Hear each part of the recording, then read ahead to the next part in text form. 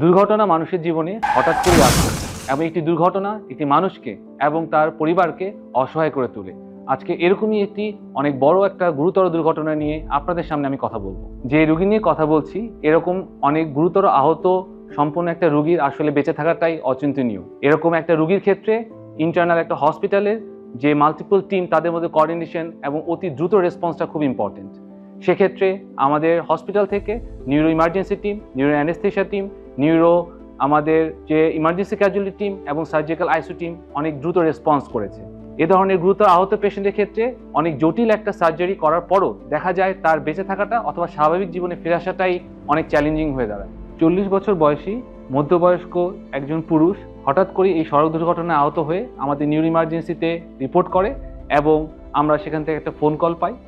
অতি দ্রুত আমাদের নিউরো ইমার্জেন্সি টিম পেশেন্টকে অ্যাটেন্ড করি এবং তার প্রাথমিক পরীক্ষা নিরীক্ষা করে আমরা দেখি তার মাথার বাম পাশে গুরুতর আঘাত এবং বাম কান দিয়ে রক্ত পড়ছে এবং তার সাথে তার বাম পাশের বুকের উপরে এবং বাম পাশের পেটে বেশ কিছু ক্ষতচিহ্ন আছে। একটা মানুষের স্বাভাবিক চেতনা মাত্রা 15 থাকে। এই পেশেন্টকে আমরা প্রাথমিকভাবে যখন দেখি তখন দেখি তার চেতনা মাত্রা 6, যেটা অনেক সিভিয়ার একটা হেড ইনজুরি ইন্ডিকেট করে। এমতো অবস্থায় পেশেন্টের সাথে আমরা কোনো পরিবারের সদস্য পাই না। আমাদের হসপিটাল ম্যানেজমেন্ট থেকে রোগীর পরিবারের সদস্যদের সাথে ফোনে যোগাযোগ করা হয় এবং তাদের পরবর্তী চিকিৎসার জন্য আমরা তার কাছে ওভার ফোনে সম্মতি নিই। সম্মতিক্রমে আমরা দ্রুত পেশেন্টের একটা সিটি স্ক্যান ব্রেন করি এবং সিটি স্ক্যান ব্রেন করার পর আমরা দেখতে পাই যে পেশেন্টের বাম পাশে মাথা খুলিতে বড় একটা ফ্র্যাকচার এবং তার সাথে মস্তিষ্কের পর্দার নিচে বড় একটা রক্তক্ষরণ। এর সাথে সাথে তার ব্রেনের দুই পাশে বেশ কয়েকটা জায়গায় বড় বড় রক্তক্ষরণ এবং ব্রেনের ডান পাশে পর্দার নিচে তার একটা বড় রক্তক্ষরণ যেটা ব্রেনকে চাপ দিচ্ছিল এবং স্বভাবতই এটার কারণে পেশেন্ট অতি দ্রুত খারাপের দিকে আগায় যাচ্ছিল।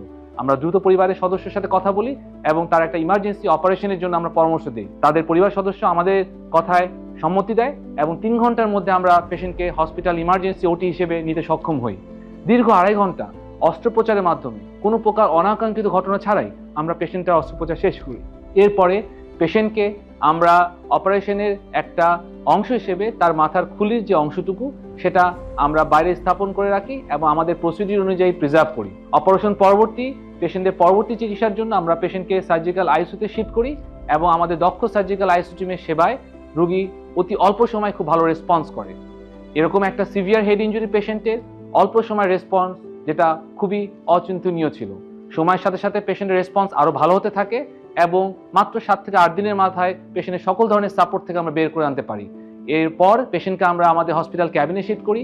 আমাদের অতি দক্ষ ফিজিক্যাল মেডিসিন এবং ফিজিওথেরাপি টিম, আমাদের অতি দক্ষ যে নার্সিং টিম আছে তাদের সেবায় এবং আমাদের নিউরোসার্জারি টিমের সেবায় পেশেন্ট অতি দ্রুত মাত্র 12 দিনের মাথায় তার বেশ কিছু রেসপন্স পায় যেটা অচিন্তনীয়। এখন রোগীর চেতনার মাত্রা সম্পূর্ণরূপে 15 এবং রোগী তার পরিবারের সাথে তার মত বিনিময় এবং তার কথোপকথন করতে পারে। এরকম গুরুতর ব্রেনে আহত একটা রোগী আসলে যার বেঁচে থাকাটাই আনএক্সপেক্টেড ছিল, কিন্তু আমাদের হসপিটালের ইন্টারনাল কোঅর্ডিনেশন এবং দ্রুত ম্যানেজমেন্টের কারণে আমরা পেশেন্টের অভাবনীয় আউটকাম পেয়েছি।